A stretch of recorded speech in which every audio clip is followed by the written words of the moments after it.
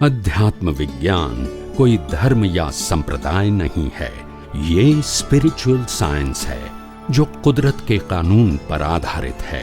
ये विज्ञान पूरे ब्रह्मांड के सभी रहस्यों को उजागर करता है और जीवन के सभी पहलुओं को समझने के लिए एक नई दृष्टि देता है।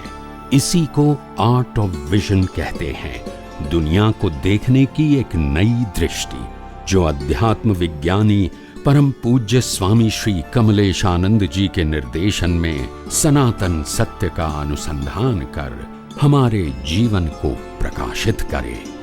जय सच्चिदानंद। આપણા બધાનો એક સુંદર ભાવ છે કે આ આધ્યાત્મિક વિજ્ઞાન વિશ્વના લોકો પામે અને એ પામે એમાં આપણા બધાના તનથી, મનથી, ધનથી, વાણીથી, વ્યવહારથી કેમ કરીને લોકો વિજ્ઞાન પામે એવા પ્રયત્ન અને એવા ભાવ આપણા બધા આધ્યાત્મિક વિજ્ઞાનીઓના હોવા જોઈએ। કારણ કે કુદરતનો એક જ કારણ છે, તમે પામો અને બીજાને પમાડો, એમાં નિમિત્ત બનો। તમે પોતે પ્રાપ્ત કરો અને બીજાને પ્રાપ્ત થાય એવો ભાવ વ્યક્ત કરો અને પ્રયાસ કરો। કુદરત આપણને એ શીખવાડે છે કે જે તાડ, તાપ અને વરસાદ વેઠીને જે ધરતી ઉપર હું ફળ, ફળાદી અને વનસ્પતિ ઉગાડું છું, એ ઝાડ પોતે થઈ જતા આટલી મહેનત પછી જે ઉગેલા પણ લોકો માટે કામ, ત્યારે આપણે ઝાડની પણ પૂજા કરીએ છીએ। જે પાણી ગંગા, જમના, સરસ્વતીનું વહી રહ્યું છે, એ પાણી કુદરતનું છે, પણ એ આપણા જીવન જીવવાનું સાધન છે।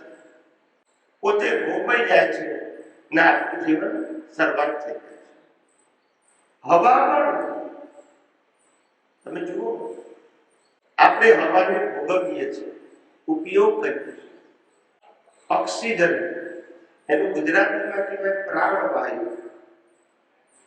એ પ્રાણવાયુ વગર શરીરનું અસ્તિત્વ હોઈ શકે।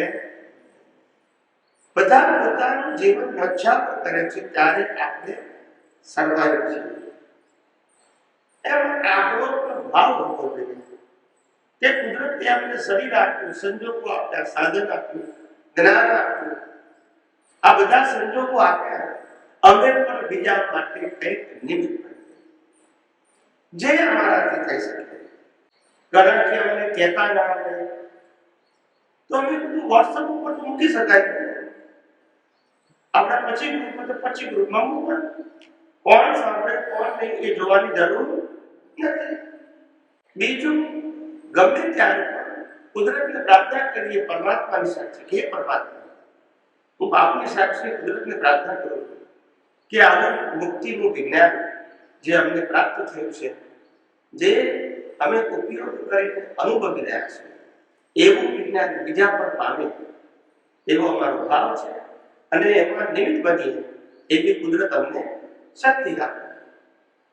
તો આટલું કરે ને, ટૂંકમાં આપણો આશ્રય હોવો જોઈએ કે આપણે પણ પામીએ, આપણે પણ અનુભવીએ અને બીજા પણ આ વિજ્ઞાનને અનુભવીએ। આજનું બીજ આવતીકાલનું ફળ છે। કોઈ પણ વસ્તુ રાતોરાત ચમત્કાર થતી નથી। આ કુદરતનો નિયમ છે, બીજનું જ ફળ આવે। આજે તમારે ક્યાંથી આંબો વાવો તો આજે ફળ ના આવે, પણ આવતીકાલે પણ વાવો તો આવે, નહીતર આવે। આપણે થોડિયા વાવ્યા હોય અને પછી આંબાની આશા રાખીએ તો શું થાય? એટલે ટૂંકમાં ભાવ કરીને છે, એ પણ એક બીજ છે। શું છે?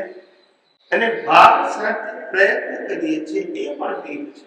કારણ કે કોઈ પણ મહાન સંસ્કૃતિનું રિવોલ્યુશન રાતોરાત આવતું એની પાછળ નાની નાની વ્યક્તિઓના, મોટા વ્યક્તિઓના તો ભાવ હોય ઉત્કૃષ્ટ, પણ નાની નાની વ્યક્તિઓના પાવરફુલ ભાવ કે જેને કારણે કુદરતને સંજોગો આપવા પડે છે. શું આપવા પડે છે? કારણ કે કુદરત તો તમારી ભાવનું પ્રતિબિંબ આપે છે. શું આપે છે? એ એની મરજીથી કશું કરતી. તમારો ભાવ હોય તો કુદરતને સંજોગ આપવા જ પડે. એટલે કમસે કમ આ આધ્યાત્મ વિજ્ઞાન વિશ્વના લોકો પાસે એના માટે ઉત્કૃષ્ટ પ્રકારના ભાવ કરી શકીએ અને પોતાનું જે જીવન શેષ જીવન બાકી છે એમાં તનથી મનથી ધનથી ક્યાં પ્રેરણા વિજ્ઞાન લોકોને પહોંચે એવા મારા પ્રયત્નોમાં કુદરત મને સહાય કરે. આ કળિયુગની અંદર આ આધ્યાત્મ વિજ્ઞાન જ એવું છે કે જે મંદિર સંસ્થા શિષ્ય અને વરઘોડાની વાત કરતું, કારણ કે મોટા ભાગના લોકોની લક્ષ્મી ત્યાં ખર્ચી જાય છે. કારણ કે એ બધી વસ્તુઓને બંધાવવાનો ખર્ચો અને પછી મેન્ટેન કરવાનો ખર્ચો એટલે કાયમી ખર્ચો થઈ ગયો.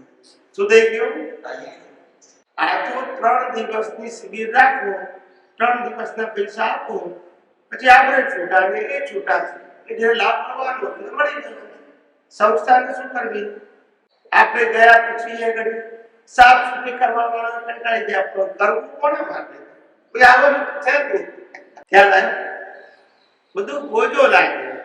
આ બધી જે સંસ્થાઓ જે બધી રિપેરિંગ થતી નથી, એક્ટિવ થતી નથી, એનું કારણ આવકનું સાધન નથી.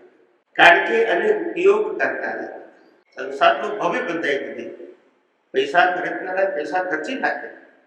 આટલું વિશાળ પ્રાંગણ, આવું મોટું, બહુ સુંદર બનાવ્યું. મકાનો વચ્ચેનું ડિસ્ટન્સ, વેન્ટિલેશન બહુ સરસ છે.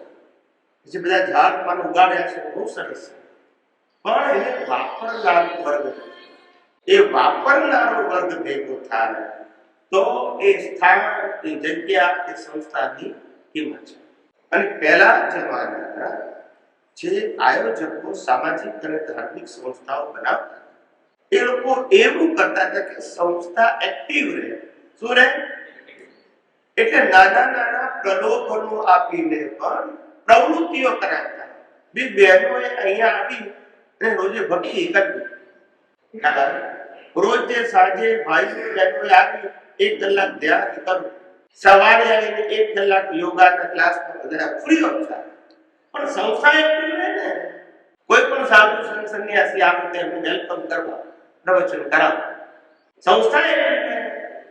કોઈ પણ કલ્ચરલ પ્રોગ્રામ હોય એના માટે આપણે બાળકોની એક્ટિવિટીઝ માટે પ્રોત્સાહન કરવા, અલગ અલગ પ્રકારના કેમ્પ યોજવા, તો એ સંસ્થા જીવતી રહે. શું રહે? એને એક્ટિવિટીઝ કહેવાય. રાષ્ટ્રભક્તિ, સંસ્કૃતિ, હિસ્ટ્રી, ધર્મ, આધ્યાત્મ, એના બધા સેમિનાર કહેવાય કે લોકોને સમગ્રતયા બધી વસ્તુઓ આ સંસ્થાના માધ્યમ દ્વારા મળ્યા. એક્ટિવિટીઝ હોવી જોઈએ તો જ સંસ્થાની કિંમત છે. અને પ્રવૃત્તિ હોય તો લોકો લાખ રૂપિયા આપવા તૈયાર થાય અને એને એક્ટિવ રાખે. કેવી રાખે? જેને જેને વાપરવાનું થાય જે વાપરે, પૈસા બી ખર્ચે. પણ આવી રીતે તો જ સંસ્થાઓની કિંમત છે. આપણે બધાએ તો આ અધ્યાત્મ વિજ્ઞાનમાં મંદિર કે સંસ્થા એ સબ્જેક્ટ આપણો રહ્યો નથી. જેમ જ્ઞાની પુરુષ દાદા ભગવાન કહેતા હતા કે ભીડ લઈને ભરાવો, એમ જ્યાં જ્યારે સત્સંગ યોજવો હોય, શિબિર યોજવી હોય તો યોગ્ય સ્થાનથી તૈયાર હોય ત્યાં પૈસા આપીને આપણે પ્રોગ્રામ કરી દેવો. સંસ્થાને પૈસા મળે ને આપણને સંસ્થાનો ઉપયોગ કરવા માટેનો સંજોગ. આપણે તો કામથી મતલબ છે, જ્ઞાનથી મતલબ. આવી બધી સંસ્થાઓ પણ તૈયાર રહીને બેઠી હોય કે અમારી સંસ્થા કોઈ વાપરે તો પૈસા આપે. સમજાય? મોટું દોસ્તાન બનાવી દીધું હોય અને દર મહિનાનું આટલા બધા માણસનો સ્ટાફ, લાઇટ બિલ, મેન્ટેનન્સનો ખર્ચો દર મહિને 5, 15, 20, 25 લાખ આવતો હોય મહિને, તો એ ખર્ચો કાઢવો ક્યાંથી? એટલે આવી રીતે એક્ટિવિટીઝ હોય તો બધું જ કામ. અને આધ્યાત્મ વિજ્ઞાન તો આપણે બધાએ હરતી ફરતી જીવતી સંસ્થા બનવાની છે. જ્યાં જઈએ ત્યાં વિજ્ઞાન, જ્યાં જઈએ ત્યાં વિજ્ઞાન. ભાઈ ફૂલ હોય તો જ્યાં મૂકો ત્યાં શ્વાસ આપે કે ના આપે? એમ આધ્યાત્મિક વિજ્ઞાન જ્યાં જાય ત્યાં આધ્યાત્મિક વિજ્ઞાનની વાત કરે. એને સ્વીકારવી ના સ્વીકારવી એની મરજી છે. પણ આપણી પાસે છે એ વેચવું. આપણે કઈ વેચતા નથી. મોગરો મોગરાની સુગંધી આપે, ચમેલી ચમેલીની આપે, રાતરાણી રાતરાણીની આપે.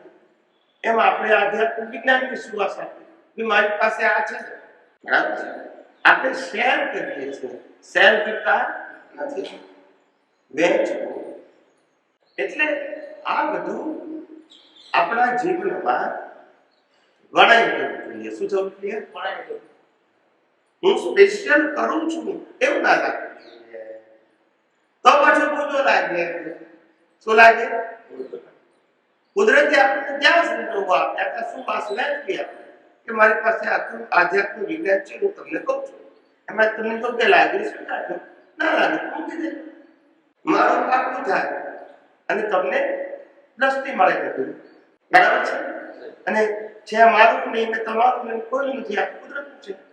અમે તો ખાલી વેચીએ છીએ. શું કરીએ છીએ? આ કુદરતી રીતે જે કબીરાથી ગાયું છે ને, આયોજન છે કુદરતનું ખોટી યુગ કે આવું કંઈક નીકળવું જોઈએ ક્રાંતિકારીમાં જે સર્વમાન્ય. કેવું હોવું જોઈએ? કોઈ આમાં વાંધો ના લેવાય એવું હોવું જોઈએ. કે એવું આ માર્ગ નીકળે જ્યાં ફોર્મેટ નહીં, જ્યાં કોઈ ધર્મ સાથે આપણી કોમ્પિટિશન, જે માર્ગ સ્વયંભૂ છે, જેને આ માર્ગ સમજી જાય જ્ઞાન દર્શનનું કે એનો પુરુષાર્થ જ સંભાવ મૂકે છે. શું છે? સંભાવ રાખવાની જરૂર. તમે શુદ્ધાત્મા મળીને કુદરતી રચના જુઓ, એ જ સંભાવ નિકાલ. એમાં કંઈ કરવાનું નથી. જ્યાં કોઈ ક્રિયાકાંડનો બોજો નથી. શું નથી? બોજો. ક્રિયાઓ છે એનો બોજો, કારણ કે ક્રિયામાં કરતા પુરુષ છે. જ્યાં ભોગવટો છે પણ ભોગવવાનું નથી, કારણ કે ભોગવનારો કુદરતી રચના છે. પહેલા તો હું ભોગવતો હતો એટલે પછી પ્રેશર હતું. હવે તો જે ભોગવે છે તે જ કુદરતી રચના, જેના નિમિત્તે ભોગવે છે તે કુદરતી રચના. એટલે બોજો ના રહ્યો ભોગવવાનો. એટલે કરતા પણ ના રહ્યું, ભોગતા પણ ના રહ્યું અને માલિકી પણ ના રહ્યું. કારણ કે શરીર જ કુદરતનું છે. શરીર કોણ છે? તો એ શરીરને મળેલા સત્તા સંપત્તિ સંબંધ સાધન પણ કોના થઈ ગયા? પછી માલિકીનો ક્યાં પ્રશ્ન રહ્યો? એવું વિજ્ઞાન જે કરતા પણ માલિકી પણ ભોગતા પણ અને દેહાદ્યાસ સંપૂર્ણ ખલાસ કરવાનું જે વિજ્ઞાનમાં સામર્થ્ય છે, એવું નિષ્પક્ષપાતી મુક્તતાની અનુભૂતિ કરાવનારું આપણને બધાને પ્રાપ્ત થઈ ગયું છે. અને એ વહેંચવામાં આપણને આનંદ થવો જોઈએ.